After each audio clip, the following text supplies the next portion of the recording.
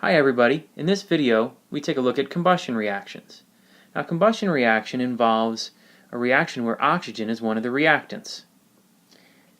For this particular video we're going to focus on the complete combustion of hydrocarbons. So a hydrocarbon is a compound that contains carbon and hydrogen, and you can see that's what we have here in our example. As you've probably heard before, you always need oxygen to support combustion, so that'll always be one of the reactants. And since we're talking about a complete combustion, we're going to go all the way to carbon dioxide and water as the two products every single time. It is possible in real life to have an incomplete combustion where you form soot, which winds up being a variety of different compounds. That becomes very, very complex, and so we're going to stick to the complete combustion. Let's work on a specific example for this. This compound right here, C3H8, is propane, and it's what's used for barbecue gas grills. The other reactant, of course, is going to be oxygen, because we need oxygen to support combustion. And so our two products are going to be carbon dioxide and water. So this is going to be a nice pattern to work with because it has a very, very specific thing that's going to be happening each time. You're always going to start off with a hydrocarbon-based fuel, then you're going to combine that with oxygen to form carbon dioxide and water. So the only thing that really changes is the fuel that you're burning and the coefficients that are going to be used for balancing the equation. Speaking of the coefficients, let's get working on balancing them.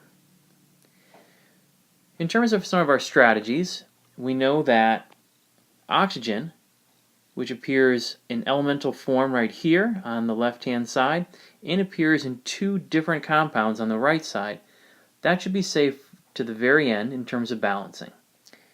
So let's work with the carbon first. I have 3 carbons on the left, so I'll put a 3 in front of CO2 so that I have 3 on the right. I'll do the hydrogens next. I have 8 on the left, and I'll put a 4 in front of the water, giving me 8 on the right. Now let's work on the oxygens.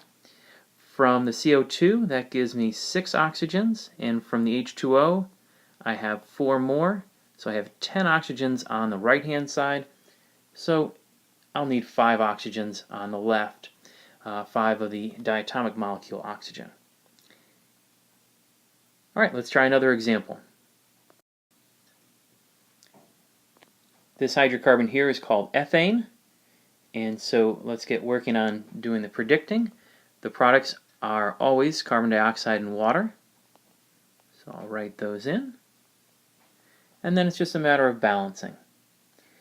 Again, you'll see that oxygen is going to be saved to the end. It appears in elemental form on the left, and the other reason is that it appears in 2 different compounds on the right hand side. So I'll do the carbons. It'll require me to put a 2 here, and then I'll do the hydrogens. Now when we start working on the oxygen, I see that I have 4 oxygens from the CO2, and then I have 3 oxygens from the H2O, giving me a grand total of 7 oxygens on the right-hand side. Well, this is going to be an even-odd problem. The oxygen source on the left-hand side, O2, is only going to be coming 2 at a time, so I'll only be able to get even numbers. And so with the other side coming out to be an odd number, I'm not going to be able to get that to balance unless I get my right side onto even numbers as well.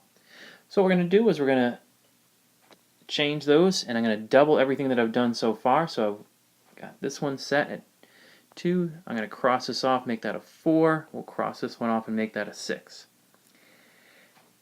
I'll recount my oxygens. I have 8 oxygens from the CO2 plus an additional 6 from the water, giving me 14 oxygens. And so that'll require me to put a 7 in front of the O2, so I have 14 oxygens on the left as well.